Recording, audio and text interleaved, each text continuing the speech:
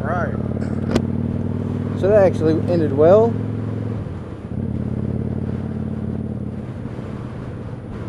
Maybe the audio from earlier will work, maybe not. If not, then I'll probably just scrap it. Headed out on Highway 67, enjoying this beautiful spring day on a 2009 Kawasaki Vulcan 900 Custom. Recording with my Drift Ghost S. Alright, so I guess I'll tell you a little bit about myself. I'm obviously a male. I live in the South Arkansas. Big train. Anyway, I ride a 09 Kawasaki Vulcan 900 Custom. It's got debaffled exhaust. That's about it. I debadged it, that kind of thing. Nothing major though. Debaffled exhaust sounds pretty good. There's a video on my channel of me just kind of riding around with it, giving you guys a listen. And the debaffled exhaust, or the video that I recorded, it was actually with the helmet cam that I'm using now and an internal microphone, so it's actually a little bit louder outside the helmet, of course.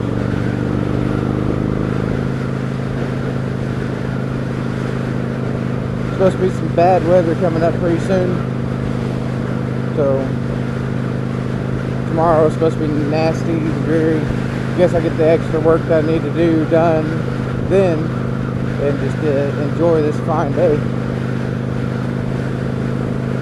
So the first topic, I guess, that I would like to talk about is a good starter bike. And I know that there are millions of videos about this, and I'll just offer it my 2 cents, and you guys can take it for what it is. I've been riding now for, oh gosh, riding steady for close to 5.5 years. So not a whole lot of experience on a bike, but enough to offer up, like I said, my opinion on things. And take it, leave it, do whatever you want to with it. It's just an opinion. Opinions are kind of like armpits. Everybody has them. Everybody else's stink. So, I think a first bike, guys, should probably be a cruiser type or a naked sport bike under 600cc, or right at 600cc. Guys, don't go off and get a 600cc Super Sport. That's crazy. That's way too much power. I know a lot of you guys are saying, oh well, 600cc's. I know my buddy who got to 1200 and all this stuff, and I've ridden it down the road and it's fine. Well, go ahead then. That's fine. But understand that there will come a time where you will drop the bike. It happens. It's happened to me twice. I've dropped the bike on my leg, backing out of the carport, the place where I used to live. The bike was a little bit too tall for me. I started off on a 750 Nighthawk, and not an extremely fast bike, but definitely not slow by any means. It's a 4-cylinder naked sport bike, so to speak, and it was a bit too big for me, to be honest with you. I rode it around for a couple of years and I did okay on it, but like I said, it fell on me. And it's not a matter of if, it's a matter of when, guys. That's the important thing. You will go down. It's part of it. Keep it small, get your experience up, then go ahead and get you a bigger bike. I'm not against sport bikes. Obviously I ride a cruiser, but I'm not against sport bikes. I'm thinking about getting one myself. But you gotta start off with something you can handle.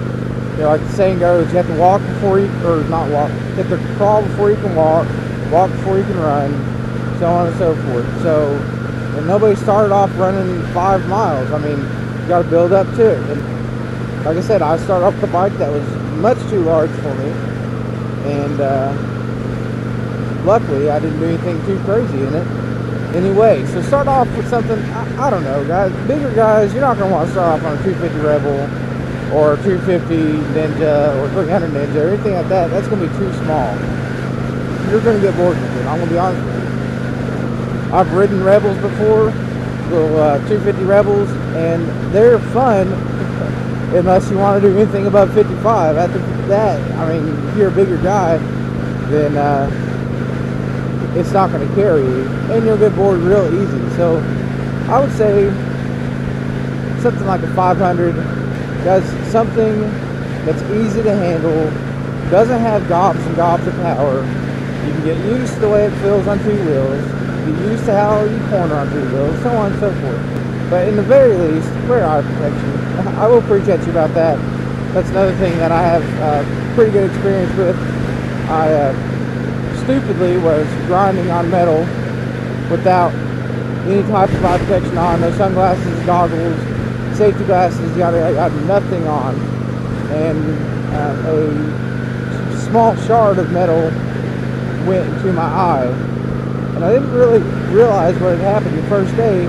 I was at work the second day, and my eye was hurting real bad. And went and looked in the bathroom mirror, and I could see a speck in my iris. Those of you who don't know what irises are, that's the colored part of your eyeball. Not the pupil. The pupil is the black part that changes sizes. Iris is the colored part.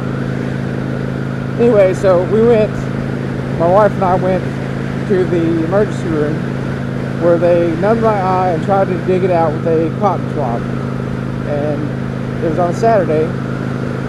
The ER physician said he couldn't do anything because it was actually embedded, and I would have to have an optometrist come in and remove it for me. So they had to call in an optometrist on a Sunday, which I'm sure he wasn't happy about. And he had to take a IV catheter, and that's a needle, guys, a hollow needle, and actually scoop out part of my eye that had in it, the outer part of it, the cornea.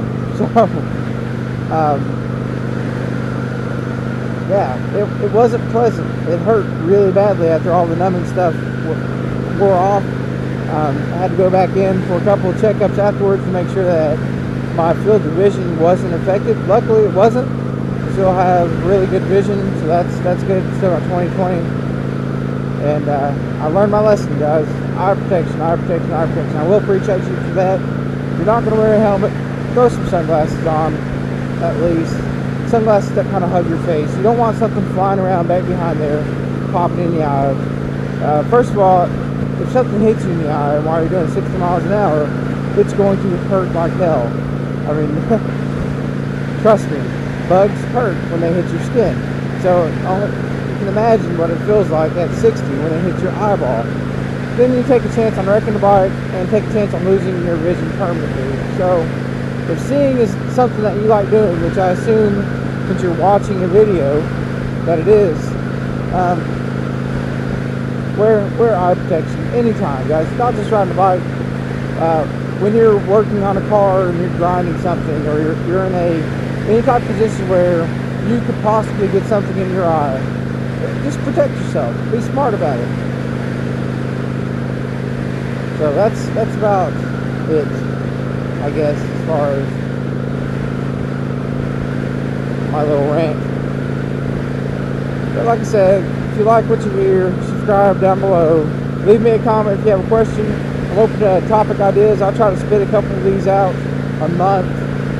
Maybe more, maybe less, depending on how often I get a chance to edit these videos and how often I'm able to actually go riding. Pretty busy most of the time. Just anyway, let me know. Subscribe down below. Thanks.